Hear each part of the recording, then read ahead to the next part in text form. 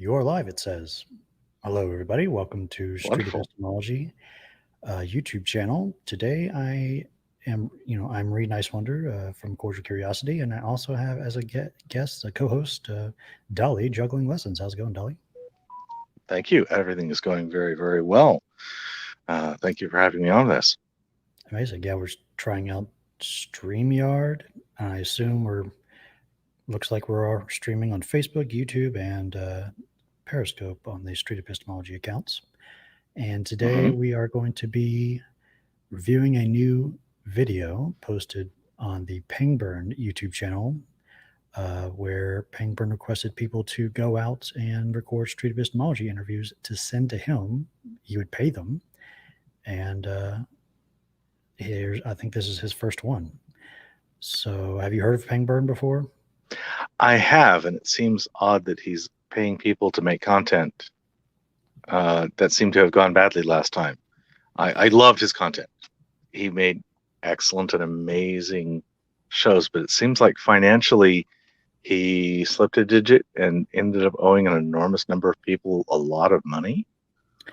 Yes, I was one of those people. I planned to go to the huge New York event that he had planned. I spent the extra for the VIP pass, like $500, and that thing got canceled and no refunds as far as I know where it went out, as well as like other events. So I'm not too much of a fan of Pangburn at this point, and I'm just interested in seeing what he's doing now that he's trying to do street epistemology videos. Like, he disappeared for like a while. Now he's back asking people to pay him for street epistemology videos. So this is just very interesting. The other way. He's offering to pay for. Yeah, he's offering to pay for. That's interesting. Yeah, very interesting.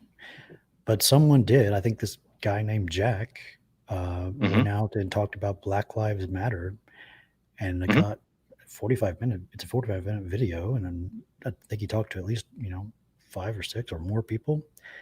So 4 or 5 links in one 45-minute. I assume this is chunked down. Yeah, without the gaps and things. It's chopped down. So, but you have been doing, street epistemology videos since March or so, and we met in person back in February, I think. And now I'm back in LA, and got my stuff all set. So I think we're going to try to do this weekly. Do a weekly SE video review stream, and we'll see how this goes. But want to get into the video? Yes, please. So we have Watch Me that we're doing this. So either one of us can hit play or pause. Yeah, I'll hit play. Here we go. And if I'll monitor the chat and make sure people can hear what's going on. I'll double check as well. But if you can't hear, let us know and we'll troubleshoot that. Here we go.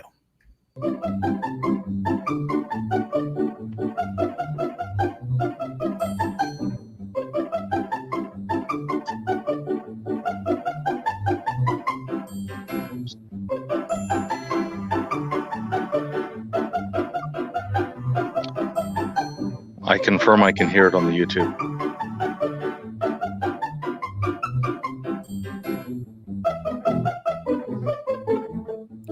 Cool. I just checked as well. Thank you, Ragnar.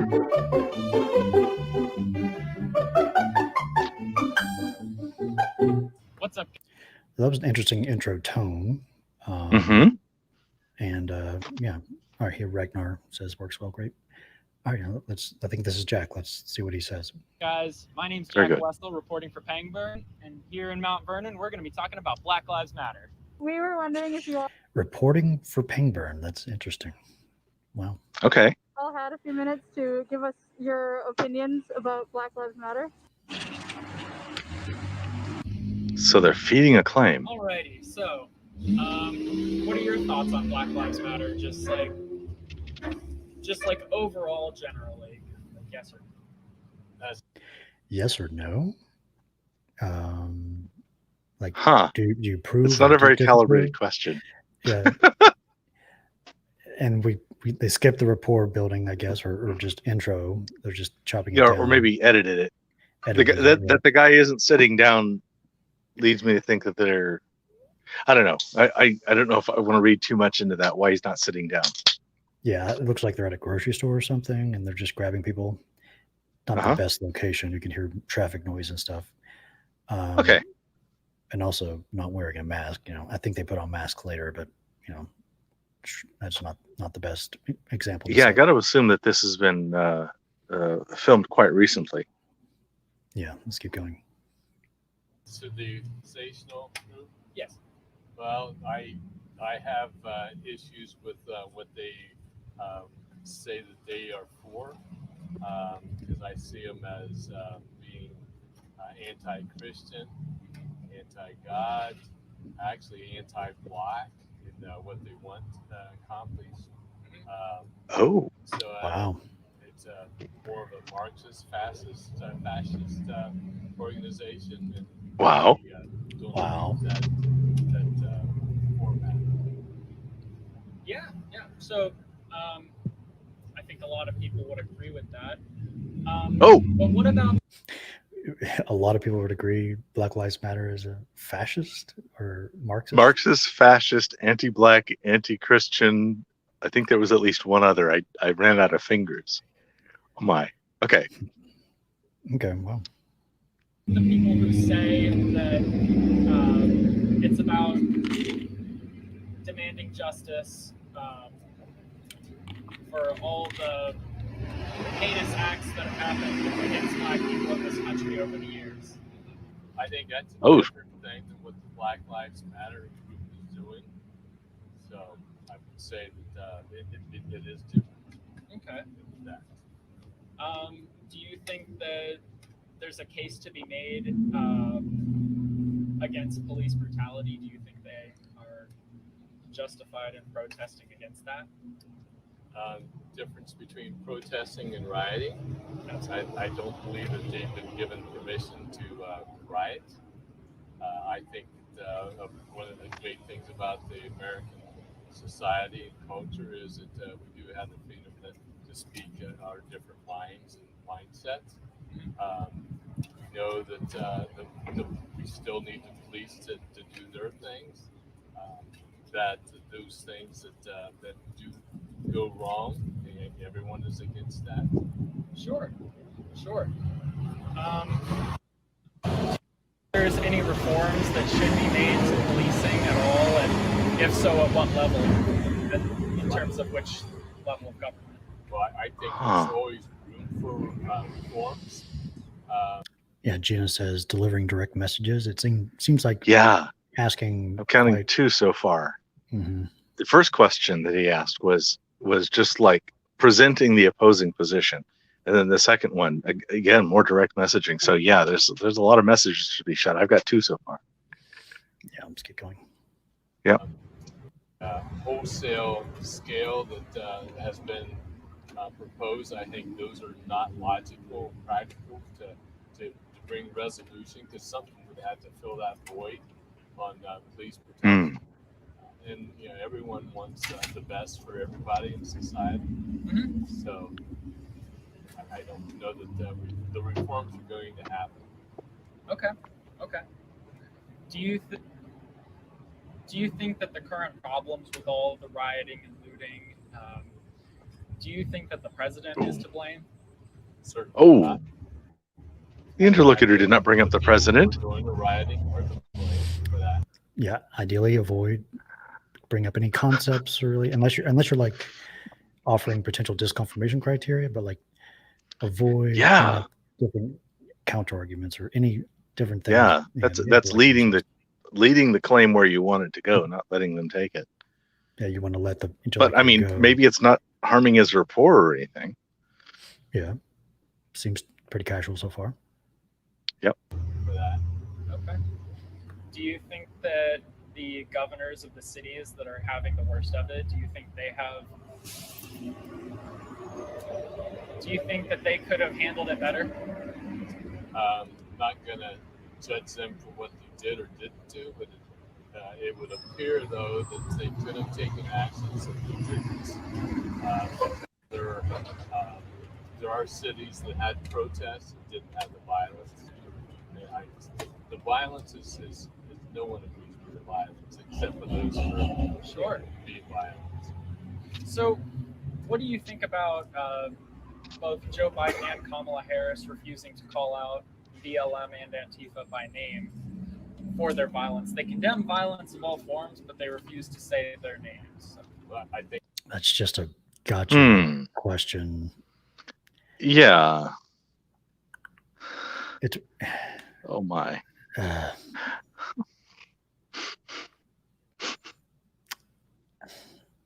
Yeah. It ideally you want to get the person's like clarify a discussion question.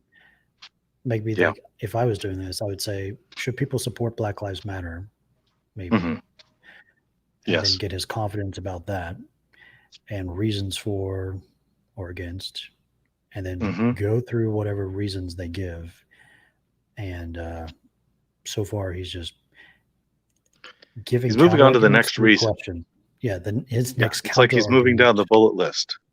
I think if he needs something to say, he should maybe reflect back what the other guy has said, rather than just going and this is not improv.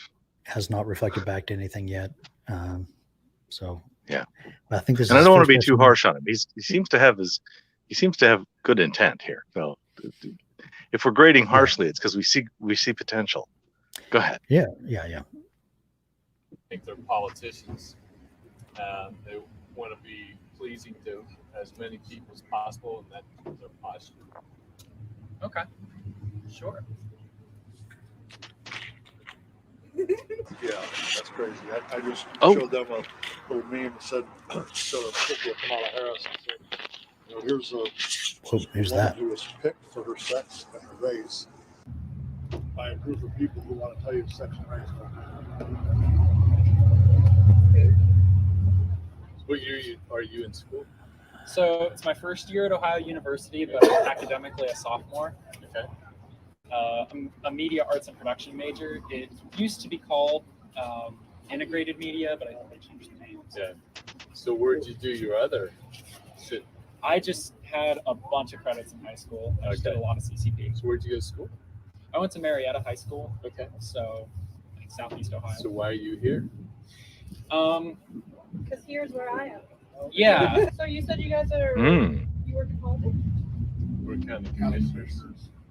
Oh, okay. What is like the role of a county commissioner? We do budgeting, pretty much. Oh wow. We signed a lot of contracts. We're the fiscal agency for all county departments, whether somebody buys a dump truck, rents a copier, we have to. You said rents a copier? Yeah. Yes. It's a copier, doesn't matter. It's the county. We're the only ones who can sign for that. We have the fiscal responsibility. That sounds incredibly boring. Well, we also take care of, like, we own all the lands, all the assets that the county owns. So the memorial building, the trail, anything that the county owns, we maintain all of the assets of the county. So trucks, buildings, grounds, jail. Do you ever, like, working in politics, do you ever just want to give yourself an ice pick lobotomy because of how stupid things are? I always say we don't like the word politics. We prefer the word public servant because words mean things. Poly means money, and kicks means bloodsuckers. So, That's really good. I really enjoyed that. I'll have to remember that one. Thank you. That's terrific. But we have a Zoom meeting to go to. Oh, I gotcha. yeah. Well, you gentlemen have a great day. You Yeah, did. thank you Yes, so Welcome much. to the area. Yeah. Thank you. Okay. Not the best so far, but we'll see how it goes. Yeah. But I think this is his first time going out, I assume. Yeah, but by my score, he had better than 0 report at the end. So passing grade. And he did not invoke any aporia. And he gets several down votes for failing to shoot messengers. Yeah. No bonus points. Yeah. All right. Yep. Next person. Mhm. All right. So, just so you know, I'm going to do my best to not ask you loaded questions. Yeah. I'm new to it. Good. He said, I'm Good. going to do my best to not ask loaded questions. Good. All right. Nice. Right? So just- Try to speak up a little bit more. okay. Okay, so what are your general opinions about the movement itself, like Black Lives Matter, the organization? I think it's good. I mean, they're doing the right thing, considering everything from all of time ever. So, but I think some people's reaction to it definitely isn't great, like Trump. But whole different conversation. Okay, okay. That's I probably. So, do you think that they're completely justified then? For wanting things to change, definitely, and I support peaceful protests.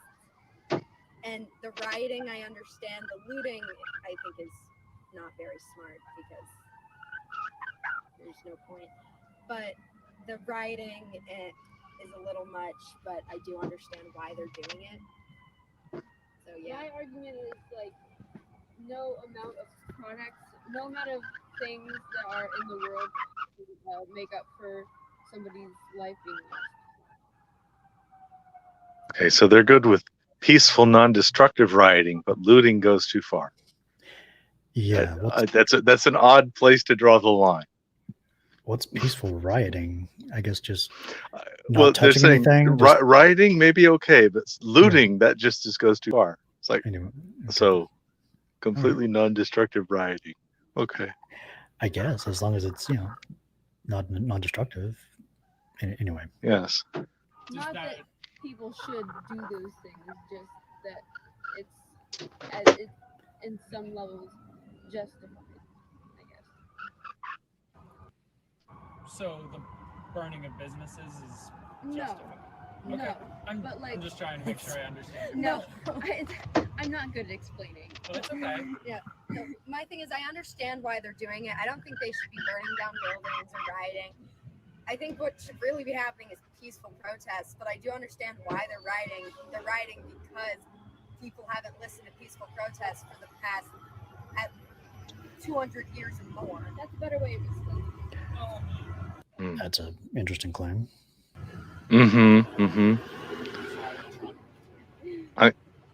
I see a moral consideration aporia going on between a couple of different moral values clashing against each other and trying to decide which one wins out. Fairly peaceful. Yeah. Of course, like we've had riots in the past, but I think that.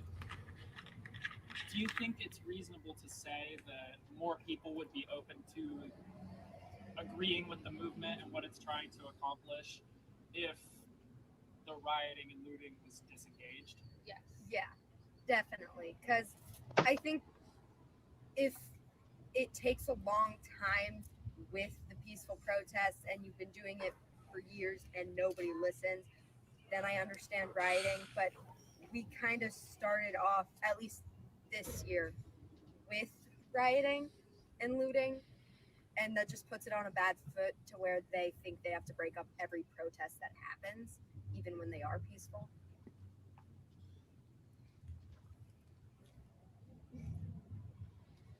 What would you ask, or where would you direct the conversation? Okay. Yeah, I just noticed that he had a good long aporia there, and my answer would be, I guess I would just dig down that one question. Is it appropriate to generalize from one event to another in terms of your policies, as far as what we're going to break up and what we're going to not? And what could we fix? What could we move back? What would be the better policy for dealing with public protests? Is there a compromise we're missing out on? That's good. I would probably repeat back and clarify everything we've said so far. Saying, okay, there's this Black Lives Matter movement, and then there's been peaceful protests with this movement, and also it seems riots and looting from potentially people from this movement, and people criticizing him for that.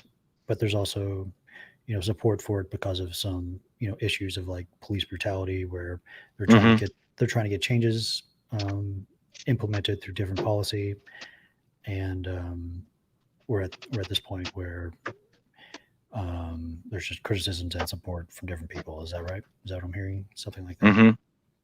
Yeah. Yeah. Then going with that type of question. That's good. Is it appropriate Yeah. to protest Good summary there. the pandemic going on? No. But I think protesting is obviously good, but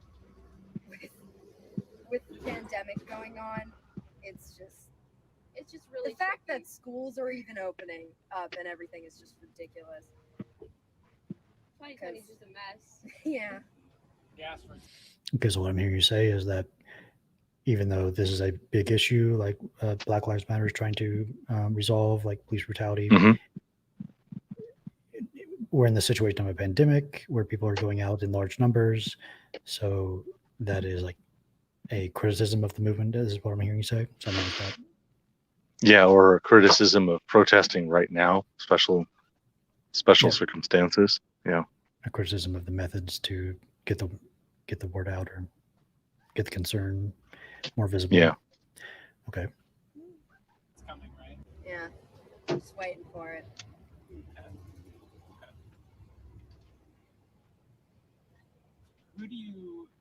Who would you say carries most of the blame for the violence that is currently happening in our big cities? Dear Lord. Honestly, this is kind of general answer, but everyone, because obviously there's parts to blame with the violence on both sides. I think it was escalated at peaceful protests when government and police were brought in, even though it was peaceful. But when there's rioting and looting, then it's to blame on the other side. Yeah, it was a very general question. Hope maybe I would probably try to, I don't know where they're at. I think they said Ohio. Is that it's kind of Vernon, Ohio? I see. Yeah, that's near Midwest, near Milwaukee, I guess.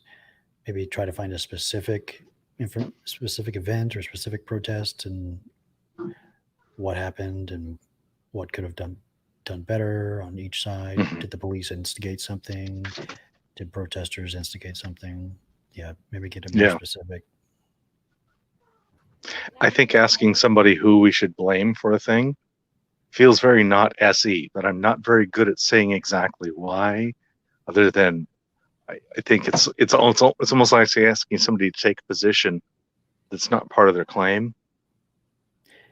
Yeah, there's a section Comment on it in the book, like don't blame, but try to figure out contributions, like what is contributing. Yeah, because blame leads to binaries, whereas contribution ends up to like a stacking. Yeah, what is contributing to the police brutality problem? If that was solved, I assume a large part of stuff happening would be resolved. So it's really kind of a question about police brutality at this, like I would assume, and what is contributing to that issue. But so I'm going to sum up. Instead of asking blame, ask for contributions, because one leads to a binary answer and the other is constructive, open, and additive kind of thing. Yeah.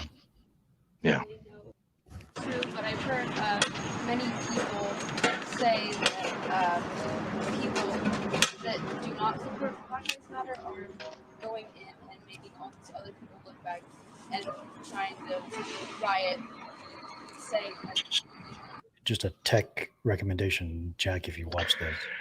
I assume the camera person has an iPhone and Jack has an iPhone or smartphone. Like if that's all you have is a camera, and I assume this is not shot on an iPhone or a smartphone.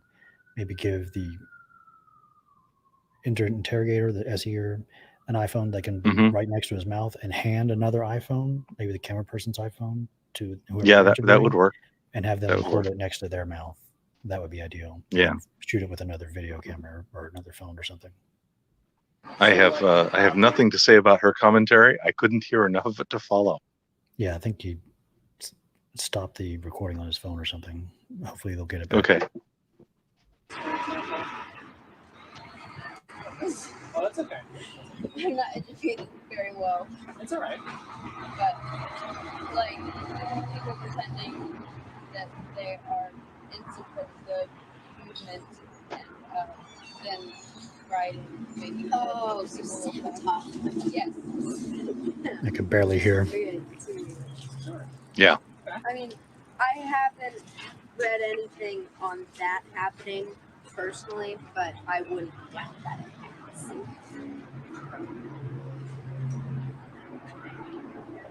So, The person putting on their backpack is obvious sign of them wanting to leave. So Mhm. I'll probably ask at this point, okay, but would you like to continue or would you like to wrap it up there? Mm-hmm. Yeah, so Mm-hmm. would you pin the blame on the president? Oh, wow. Solely on him. Definitely, he definitely has a part to do with it.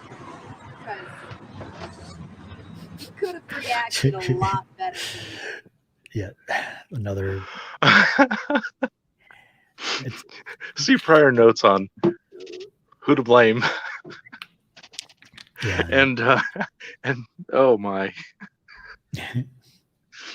Yes, this is under Shooting Your Messengers, Chapter 2 of Impossible Conversations. yep, and Okay. to certain things, meaning the peaceful protests and all that. But I wouldn't say he's completely to blame because there's going to be blame on every side whenever pretty much anything happens. But he definitely did play a big part. Okay. Can you give me a specific example, like just of something he could have done better, like something he did that you thought he could have done differently? He's changed the subject to Trump. And he would take peaceful protests and say things that would turn them violent, or he would send extra military or tons of different things. Tanks once, or probably more, I'm not 100% sure how many times, to these protests. And when you put all of that in there, it can turn a peaceful protest into a riot. And he really, some of the things he said on social media obviously weren't great, because there was when people were rioting and getting all upset when they had to stay in their house for a couple months so they, don't die. He said they're just good people who are upset, and then when people who have been, what is the word? Oppressed. Thank you. My English doesn't always work too well, apparently. Who've been oppressed for ever, really, are rioting and being called thugs. And that's just not that. Those kind of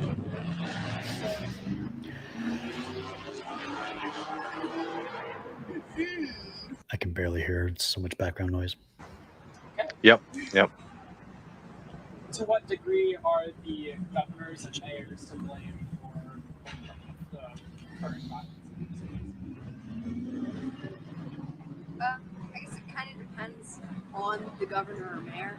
Because, I'm sure some of them are reacting quite well, because I wouldn't know about all of them, obviously. But I'm sure there's part to blame on certain ones. I don't quite know, though. So. Okay. Mayor Ted Wheeler of Portland. I think they had over 100 days of rioting. Yeah. That was Okay, getting more into specifics, better. I do know Okay. Yeah. about Just that. counting one more blame. Because I don't watch the news every day because it's sad. yeah. But yeah, I try to watch it fairly often to stay up to date on certain things. But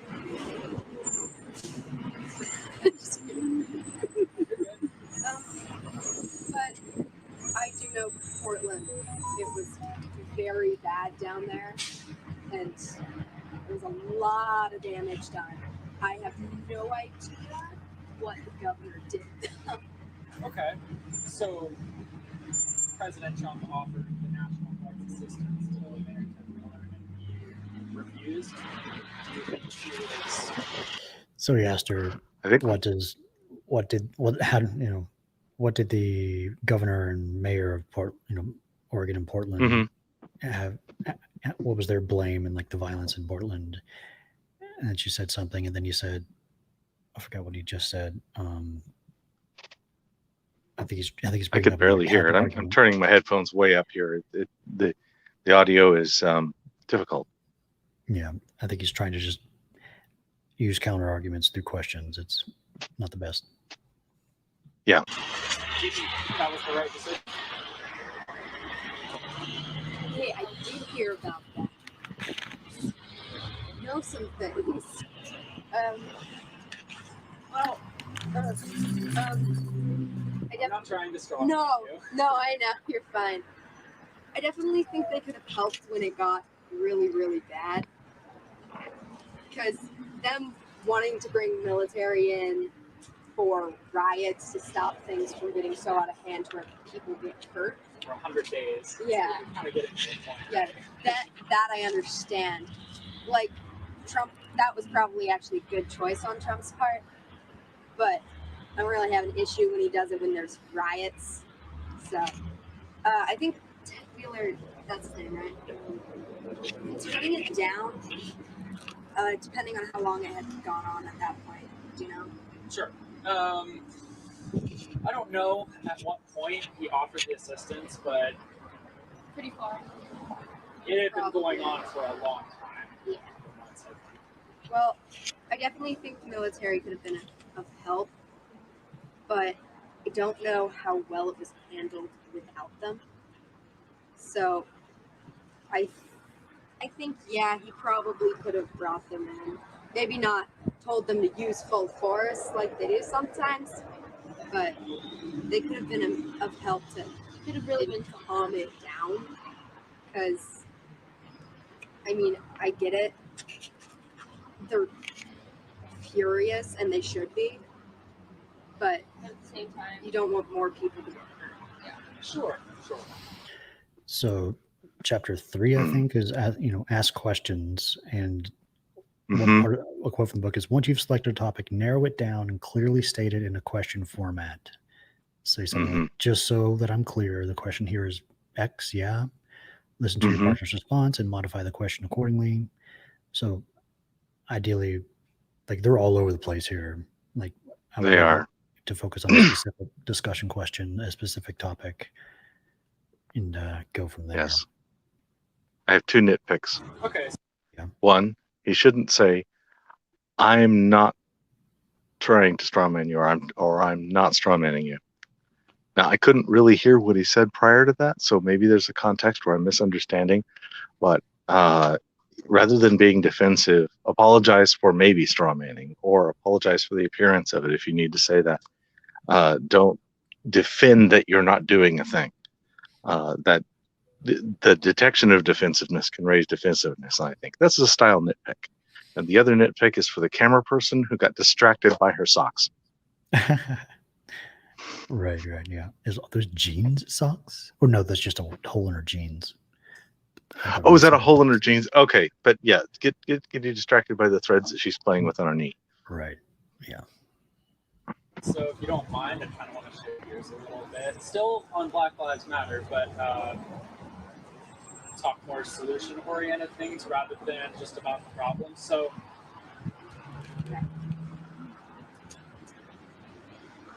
let's talk about police reform. So what do you believe is a good start for police reform at the federal or state level? Well, first off, I think it's annoying when people say, oh, all policemen, they're so terrible. That's just ridiculous. I mean, it's not police officers that are the issue in general. It's the police system. That's the way they're taught to do things. And obviously some police officers are bad. There's always going to be bad people at every job. Well, I think one thing is that when I found it out, I was a little mad, is that police really, they should have to live where they patrol, or at least right next to it. Because the fact that they don't, they're not as community. They don't understand certain things. They won't know the people, and if they do, then they can look at it and actually see what happened. because otherwise they'll look at it a certain way from their own bias and just take it out of context, take it in a bad way, when really nothing wrong happened. Okay. But I mean, obviously there's lots to be done, and I don't really know what to do, but that's definitely one thing that needs to happen. It's the fact that they don't is just Okay, good time to repeat back what hearing them say. More training, better training. Yeah, indeed. Potentially having police mainly focus on where they live and the community that they live in and stuff like that. Just repeating back. Mm-hmm. That'd be ideal. And she made a claim in there, a couple of claims that would be easy to be claims to go epistemologize. We're way at the wrong end of the timing on this one to pick up a claim like that. But her claim is that policing is better when police are from the local area. And that's definitely something we should do. So she's expressing high confidence in particular policy. There's a claim we could go on. Yep. Lots of stuff. Mm-hmm. Okay. What sort of weaponry do you think the police should be allowed to possess? And you can say it depends on the situation. Yeah, ideally go where the person you're talking with goes. Don't bring up other topics. I know they're trying to get a general, sense of what they think, but just ask open-ended questions and then go where they want to go. Yeah, and friend has backpack on and has closed body language and getting closer and gesturing like one shoulder out of the conversation, ready to go. Come on. Yeah. And he's bringing up new topics. So there's a timing thing. Yeah. Is there a limit? Oh, I definitely think there is a limit. Obviously, for very high pressure situations where they're going into a very dangerous situation, they should have Okay. fire power. Okay. Sorry, my So do you think that crowd control is justified, like tear gas? At peaceful things, no, not at all. But for rioting and things like that, I think tear gas is an acceptable thing. Okay. But like with also the rubber bullets, sometimes they are being fired at people directly in the face, but they are, from what I know, they're supposed to be fired at the ground and then bounced up. I don't know. People are like getting blind, like becoming blind for that, and that's not great. Yeah, I think rubber especially when bullets it's for from crowd peaceful. control is just in general. But for rioting, I think tear gas makes sense. Rubber bullets, I think, are ridiculous for any type of crowd control. But I would say for generally when you're not assisting to a specific job, you're not going to a call or anything, I think just like a pistol or laser would make the most sense, because that way if something happens, they're prepared to take care of the situation. But I think they definitely shouldn't use full force right away without knowing what's going on. Okay. Sure. Wrap up. Ideally wrap up. What are your opinions on the use of walk away, more force in the event that the tasing can fail? Because sometimes the gun can fail to deploy, or it can fail to deploy its shock. And there's even some cases where it does deploy the shock, but a person who understands what's going on, they can rip the leads off. Which is terrifying. I don't understand how anyone could do that. Superhero. Yeah. I think additional force makes sense in some of those situations. It kind of depends for me how how the person reacts to it not going correctly, not the person being fired at or something. So if they just continue to resist arrest? Yeah. Obviously, for resisting arrest, I don't think they should be shot. But I do think slight more physical force that makes sense in those situations because I mean, if it genuinely is a criminal, you can't just let them get away just because they say they want to. Right. But they shouldn't be shot. Yeah. Yeah. This last question felt like a ladder of yeses. I don't know if I'm saying that right. Sort of like a whole series of questions that you can ask somebody, sort of an escalating thing, and you can really affect the answer they'll give at the end on one of these questions because you've built them a whole things where each agreement leans them more toward a particular idea. And maybe I'm projecting that. Yeah, that's a good thing to point out. There's a book called Influence by Robert Cialdini, a psychologist, I think. Mhm. And it's, a common sales technique is getting to yes. And if you're just asking questions for people to say yes, they'll just keep, saying more and more, a little bit more yes to whatever you ask. It's a common psychological technique in sales, I think. So ideally, this is not calibrated. So you avoid that by using calibrated questions, questions that begin with how and what. Let them just explore their thoughts and then pick, identify reasons or other claims you can go down. Matthew says, thanks guys, this is hard to watch when it's not done well. More people need to know these things, like the difference between blame and contribution, so mind opening and less inflammatory for a binary thinker. Thanks, Matthew. Yeah, hopefully I'll move on to the next person soon. Most. They're not. Yeah. I mean, Do you have any other thoughts that you want to take the conversation? If there's something that I haven't addressed that you're thinking of. Okay, that's not bad. He asked, do you have any other thoughts about it to take the conversation in any other way? Not bad. Not that I think of at this moment. Like how parents will question you when you want to watch the news, you want to keep up to date on politics. My explanation is, hey, this is the world I'm going to inherit someday. I'd like to know how to fix it. Yeah. But the other thing I would have to mention is how multiple times Trump has just failed to put down white supremacists and say, hey, that's wrong. Don't do that. Are you familiar with the number of times that he has put down white supremacists? I am not. Was that the camera person? Times where that was the camera person. Okay.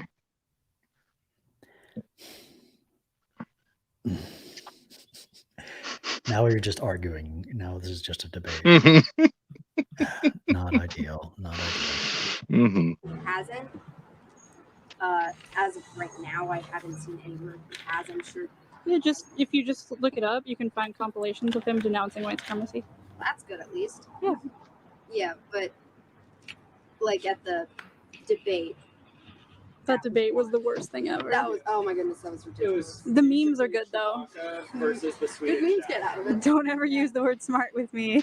Yeah. I've heard that it was I haven't seen it, but it was preschool. Pretty much. Yeah, I felt bad for the moderator. Oh, that poor moderator. Goodness gracious. Yeah, he became the third debater. Yeah, when he had to pull the English teacher who would have been just go, if you want to switch seats, we can do that. Yeah. No. Oh, that was rough. Yeah. I mean, even hearing news reporters describe the debate as dumpster fire, worst debate in history. And I'm like, yeah, it's for bad. Funny for you. Thanks. And of course, in the other debate, the vice presidential debate, that fly got to uninterrupted minutes. I haven't gotten to watch it yet. I only realized the end of it, but I did get to watch the entire presentation. Mr. Fly, you get 2 minutes uninterrupted. Thank you, Susan. Fly meme.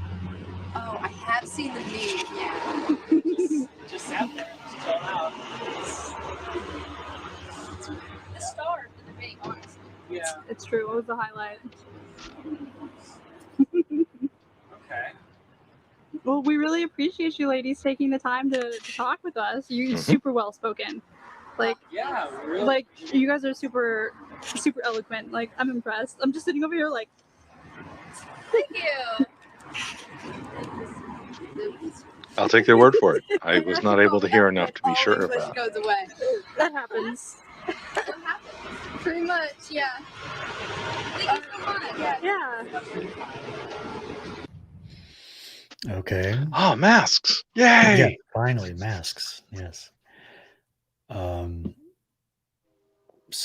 Still asking pretty much loaded questions, or just not going where the interlocutor goes. Mm-hmm. Still not focusing on a single question for the conversation. Mm-hmm. You know, ideally we want to focus on that, but it was still cordial, good rapport. It was mainly asking questions. There was a few, counterpoints, Mhm. but good rapport at the end there. All right, let's keep going. My Yes. name is Jack Wessel, and I just work for Pangburn. I'm new to this. How much are they getting paid to do this? I'm very interested. Obviously not for myself to do, but just interesting in general. Yeah, it's interesting. I find it interesting right now that Pangburn can afford to pay anybody. Yeah. But that's This a is my first side town. day on the Don't job. mind. I'm gonna try to not ask you loaded questions. Just I'm gonna try to be a guide for the conversation. That's all. We'll see. So, generally, what are your thoughts on the organization of Black Lives Matter? The organization of Black Lives Matter. It seemed like it's kind of new to everybody else. I, being black, I felt like Black Lives have mattered all my life. You know, it's nothing. It's a big thing that's coming out for everybody right now, but for me, I've always felt like it. So it's nothing different. You know? It's just more publicized things. Okay.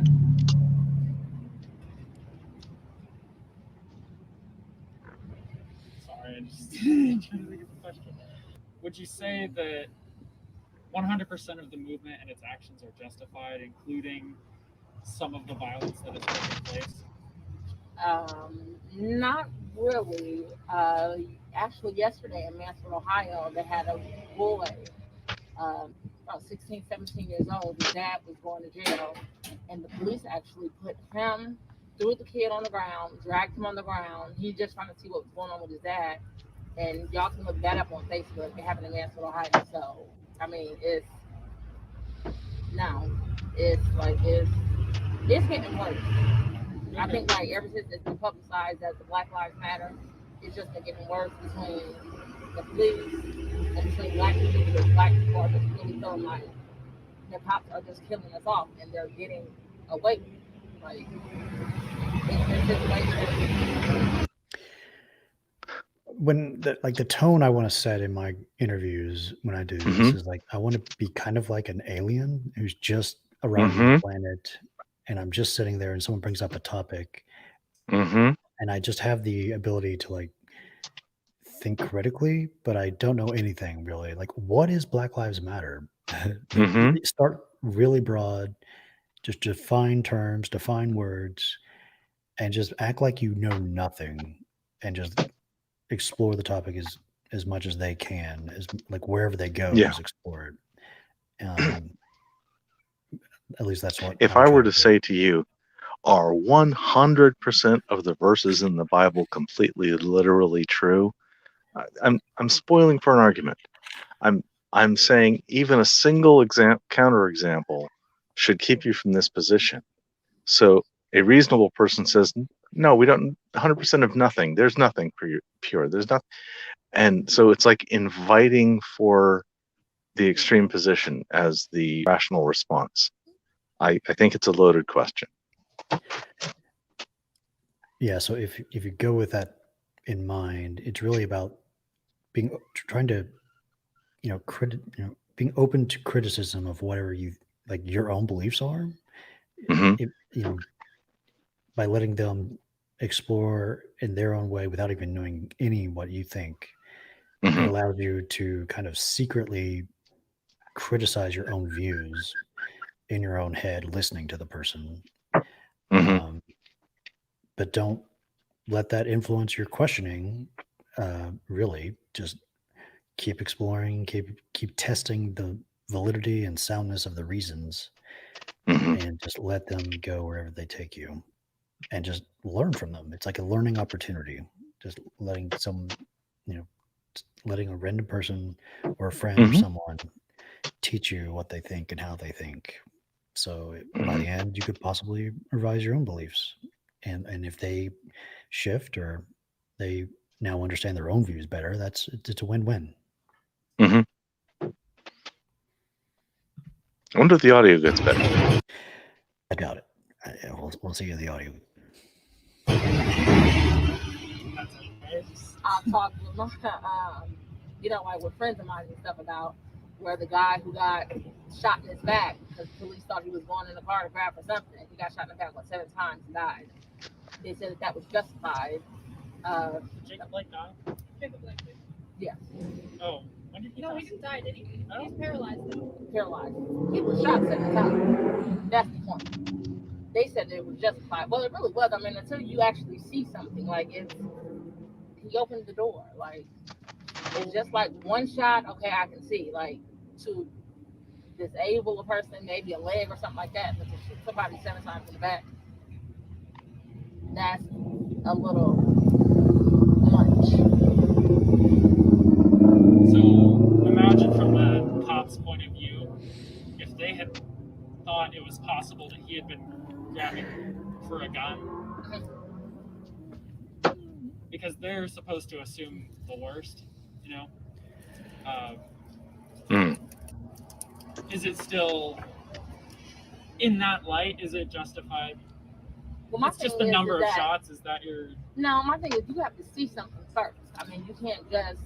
I get what you're saying, like they gotta automatically assume, but when you do assume and you assume the wrong thing, then that's when lawsuits come, and that's where this whole Black Lives Matter thing comes. Is when they assume that just because a person looks like they might, everything isn't always how it looks. Like you have to make like judgment calls, but I mean, sometimes it goes too far, and it's just not with black and white, blacks or whites against blacks. It's the same thing. Like it's a universal thing. It's just more so happening to black people now more than anything else that people are starting to see. Since the Trayvon Martin thing, all up until now. So okay. Yeah. So I'm just trying to understand your position. It sounds like yes, like the Black Lives Matter movement has like weight to it, but you're concerned with police brutality as a whole, like just against people in general. Yeah, mostly. Why is that a I have a son, and my son, 17 years old at the time, walking down the street, and they said something to him down here about a curfew. It was like 10 o'clock at night about curfew.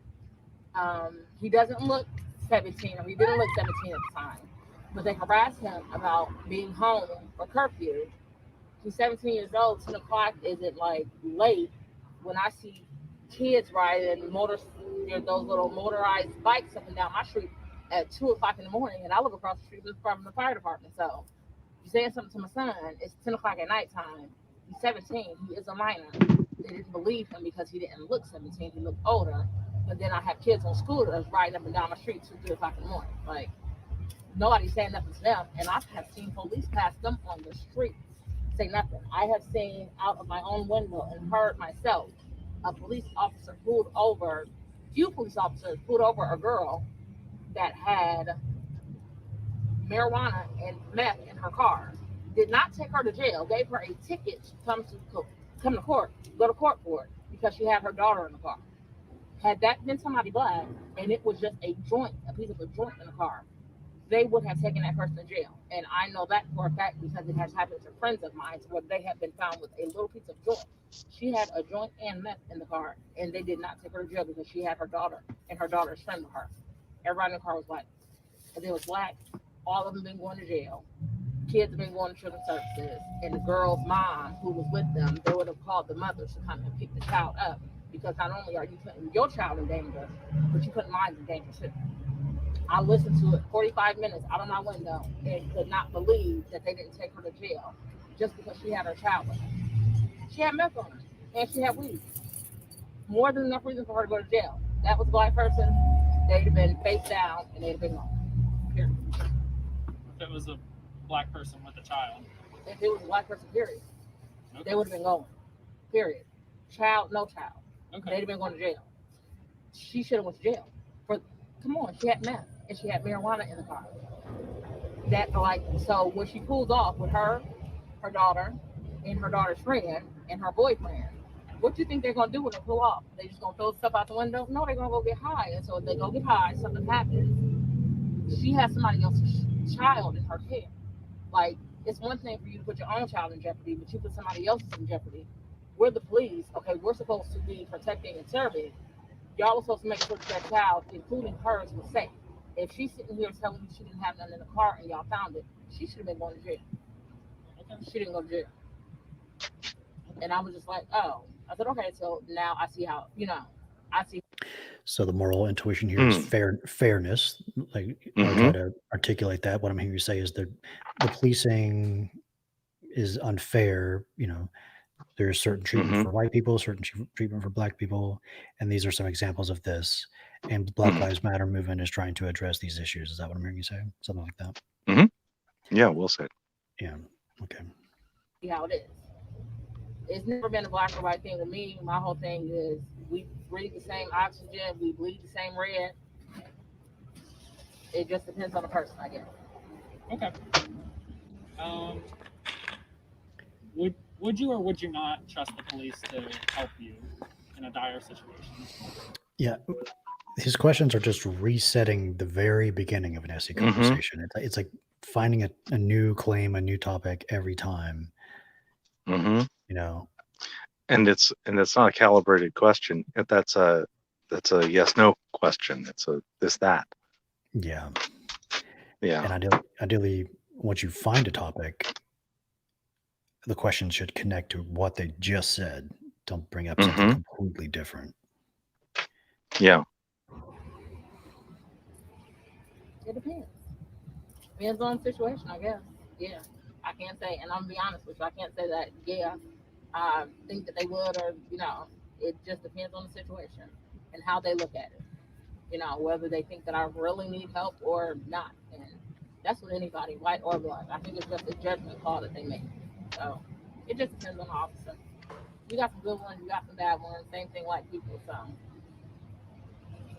Yep. She's done. Don't ask another question. So, what are your opinions on claims of institutional bias and systemic racism within the policing system? A whole different topic. At least it's calibrated question. Mm-hmm. She was done at that point, but anyway. Mm-hmm. Here we go. Mm-hmm. Break it down. Like, what do you mean? I guess a lot of people will attribute the problems to systemic racism. That's the words that they use. Do you think that that's accurate? No, I don't know. No. See, this is the problem of bringing up different concepts and topics that the person you're talking with doesn't bring up. You want to understand their position, their views. Yeah. And reason. And he's using loaded terms in the conversation. Yeah. Systemic racism. If she doesn't bring up that term, she doesn't have to defend it or address it in my book. Yeah. In that sense, I don't. I mean, again, it depends on the person, depends on the situation. Some police officers let people go. You talking about like prisons, right? Well, I guess prisons or like the law. Here's a good example. So you know how the officer was kneeling on the neck of George Floyd? Mm-hmm. That was in their training handbook. Right. So he was, it might have been wrong, but he was doing what he was trained to do. So that would be an instance of a law or a statute or a procedure that could be changed. So a lot of people will say that it comes down to problems like that where the law needs to be changed or amended.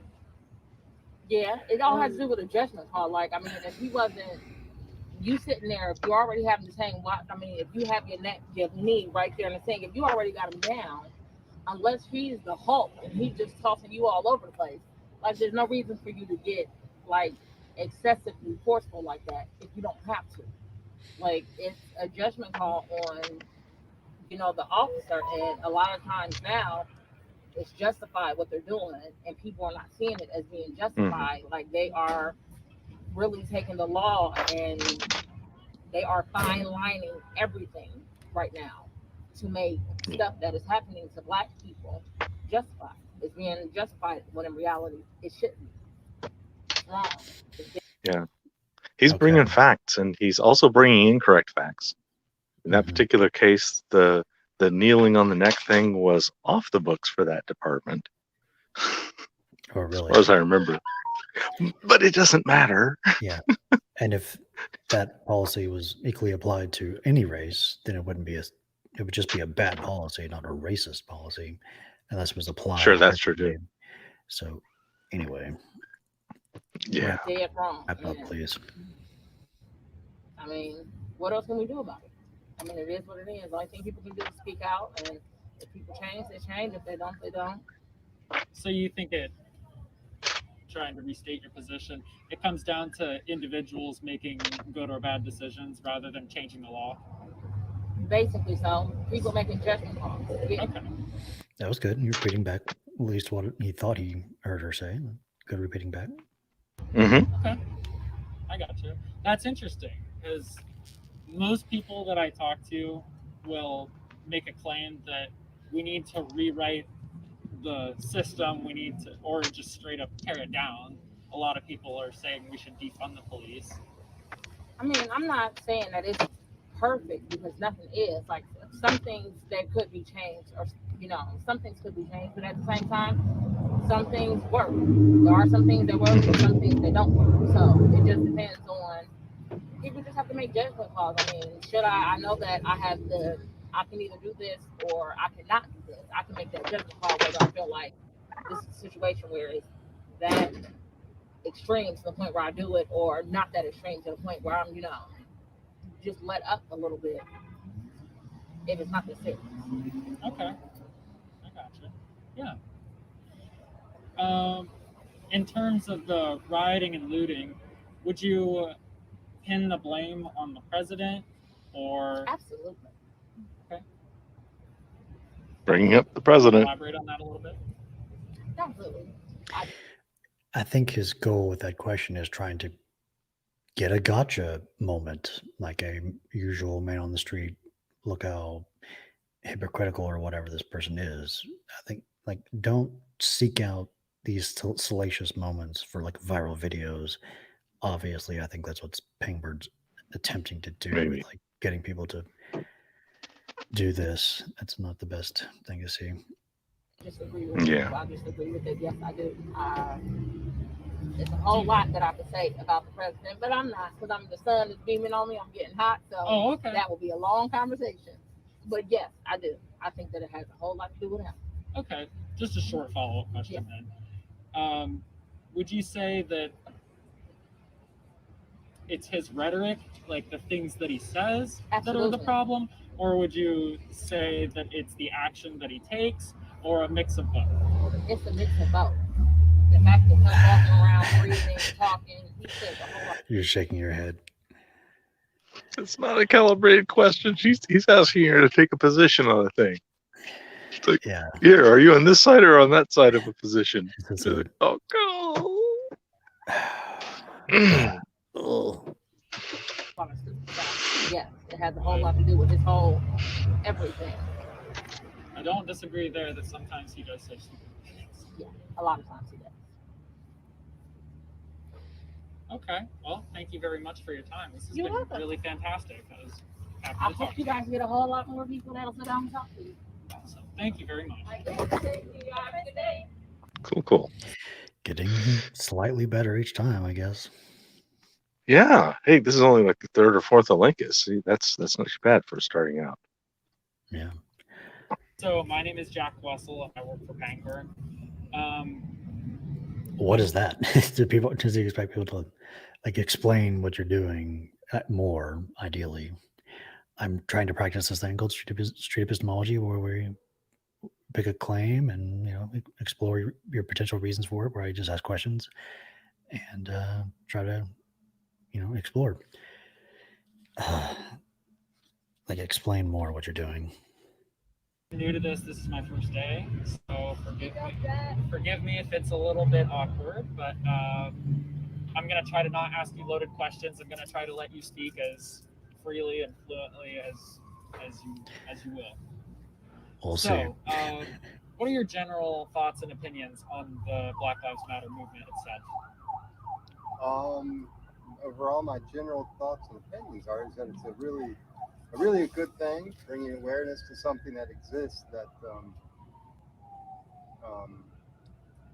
the status quo continues, and it will continue, and when things are different and out of the ordinary, people become more aware. Okay. That would be my opinion. So you said bringing awareness to something that exists. What is that something? Well, with Black Lives Matter, it's the racism. Racism? Yeah, okay. Racism, yeah. Okay. How would you define racism? Great. Is it on an individual level, just people making bad decisions, or is it a systemic problem where the law needs to be just changed let him in order define to it? fix it? Well, I would say that it's both. As far as an individual level, that would of course exist on case-to-case scenarios between individuals. But on the bigger picture, as far as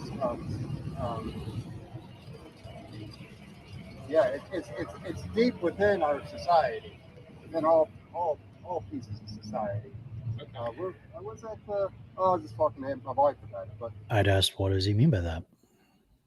I'm not sure if I answered your question very well. Oh, no, you're fine. Yeah, you did. Yeah. I would say both. It's so deeply ingrained in humanity, not even just our culture and our time and place, but it goes even beyond our time and place. That racism is something that is just part of humanity that's ugly and dark. So, if it's a deeply ingrained part of humanity and it causes such problems, what do you believe is a good answer to solving it? Or even if there is no good option, what is the best out of the bad options? Okay, yeah, that's worded well. That's so. It was worded well when you cut halfway through. These communities will have their own culture, their norms, and everything that makes them what they are. So what I guess the answer is exposure to diversity. How's that? Is that the right word? Maybe. Sure. Exposure to diversity. As you get to know people, you realize we're all people. But if you live in a bubble, you don't ever know that. Right. So, and I don't know laws or, like you said, how does that happen? I don't know. I don't know how the education, I guess, that's a big part. Some people never leave where they're from and know what they know, and that then fuels racism because it's kind of a fear thing, really. I think this is called the contact hypothesis in psychology. What he's talking about, exposure to just having more contact with different people and cultures would reduce prejudice or bad feelings about those things. I've heard that a lot about travel and such like that. And I think the camera person is thirsty. If you don't know what the other culture's like, then you're fearful of what you don't know. It's normal about anything. Well, think from an evolutionary perspective, of course, if you came across a tribe of people who looked very different from you, that'd be scary if you didn't know. Not necessarily that that's an evil thing, but it's that they don't understand. Right. I think you said that well. I don't know if I would say all in all the entire picture is evil, because if you do look at it from a survival point of view, it's almost a neutral thing that this is unknown. So because it's unknown, I'm apprehensive of it. I just think the final fruits of that thought, it can lead to hate. So maybe I should take that back, saying it's purely hateful, because it seems kind of natural in some ways as well, doesn't it? So that's interesting. Making you think, right? Aporia! Good. That's good. What did that just say? I think there is somewhat of a culture. Hearing him say that made my day, was what I read. Oh, good. Yeah, it was good. Yeah. Some people are raised by parents who use the N-word. Some are raised by parents who say, treat everyone the same. So would you say that has something to do with it? No, it has almost everything to do with it, yeah. Yeah, it has a lot to do with it. My That's bringing a counter argument or just an argument to the table and asking if he agrees. Yep. It's sending a message through questions, not ideal. my Agreed. my early years upbringing, the setting, the time and place I lived in was quite a racist setting, actually.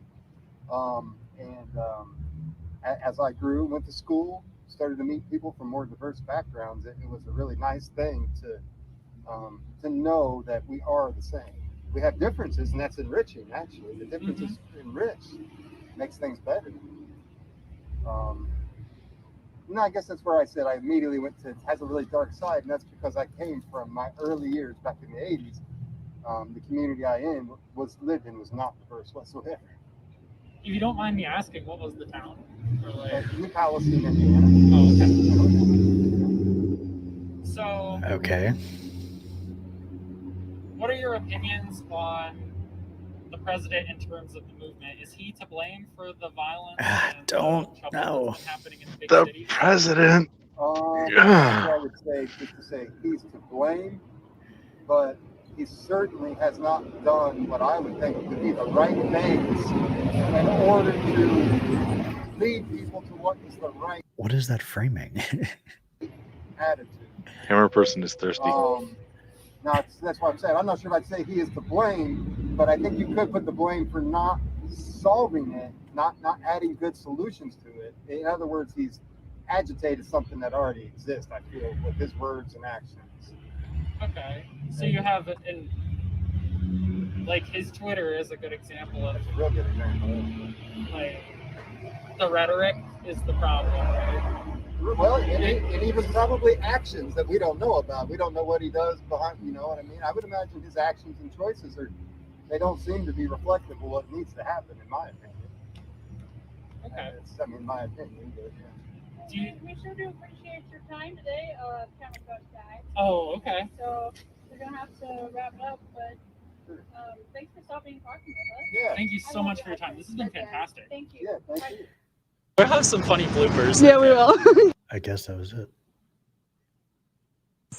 Okay, your doors are both wide open, so. I guess it's just BTS.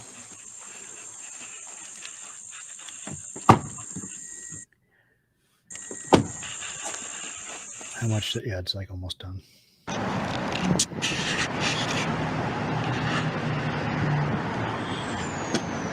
Did the cameraman stop it because of the camera person stop it for Battery battery issue. reasons, or was just hit a stopwatch? What was I wonder what that last stop was for.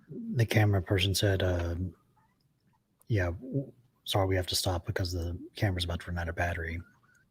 Oh, was it? Okay. Yeah. Well, I guess that was that. I want to watch the last bit. I guess there's just BTS. I wonder how long he was out there waiting. Hard to say. Maybe we'll see here. Mm-hmm.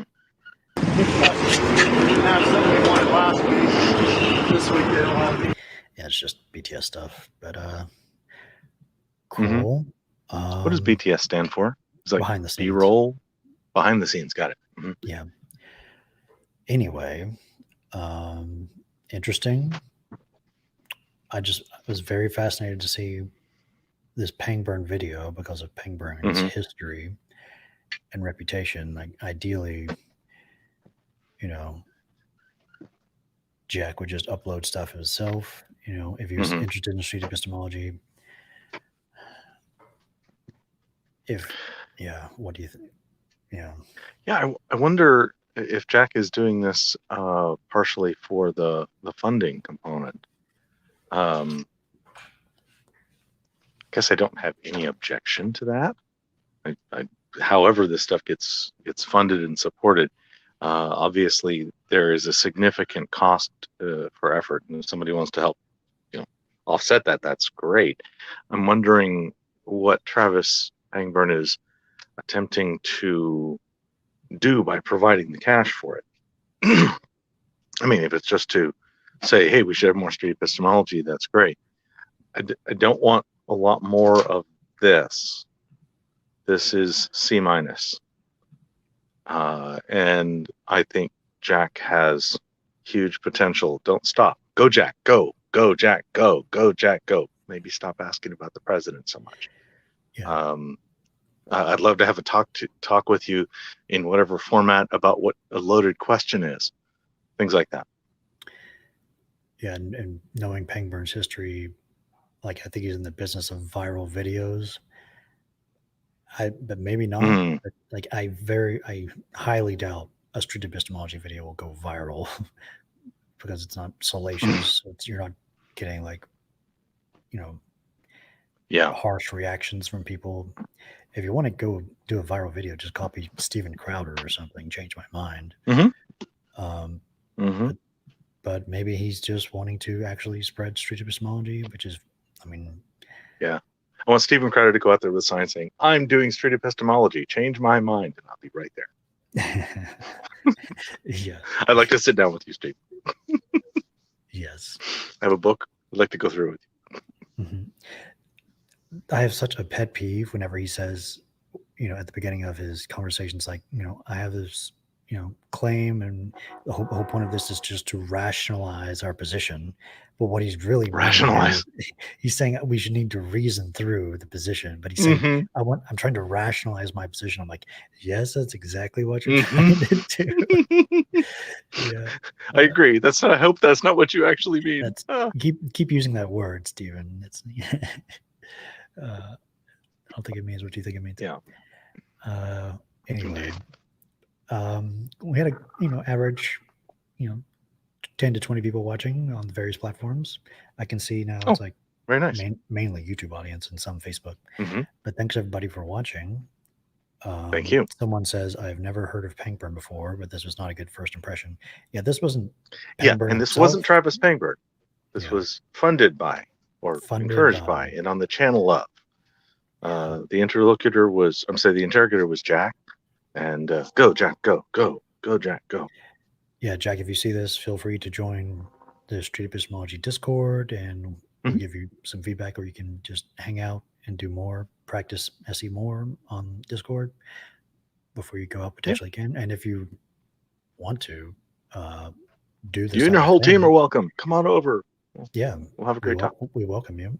And if you need financial, stuff to do this, financial support, Street Epistemology International is there to give anybody financial support if they want to have their own SC project, like going out in public or doing They whatever. bought me this mic.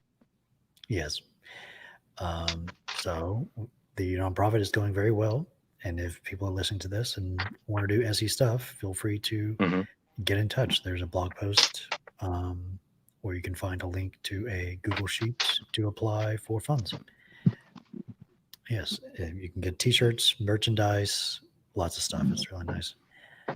But yeah, as I said in the beginning, we want to try to do this type of show with various people, not just us, other SE content creators, once a week. We're going to try to do it every Sunday, 4 p.m. Pacific. We'll see how this goes. And I like StreamYard. This is very easy. And I appreciate everybody watching. Any last words, Dali? Thank you, and see you next week. Yeah. Well, I guess an announcement is now that I'm back in LA, I'm gonna be going out to, UCLA in the park, probably once or twice a week, and we're planning on going on Wednesday to UCLA. Be sure to subscribe to Dali. He's going to be doing a stream on his YouTube channel with like commentary. And if you want to watch live, go to my Twitch channel, twitch.tv/Cordial Curiosity. Yeah, and that'll be the one without the comments. And then the one that's with the comments from the Discord will be over on my channel. And Reid and I will swap seats throughout the event. Yeah, and if you want to get in on the commentary, go to the Discord, watch there, and give your own commentary. And that'll show up on Dali's channel. Lots of good stuff works. This was a lot of fun. Thanks again, Dali. Thanks, everyone, for watching. Your channel is spelled Cordial Curiosity. Oh, they're probably on this one, unless they're on the Facebook. And my channel is spelled JugglingLessons. Yeah, here they are again. On YouTube. On the bottom. There you go. Thank you. Amazing. Thanks, everyone. And see you soon. Thanks.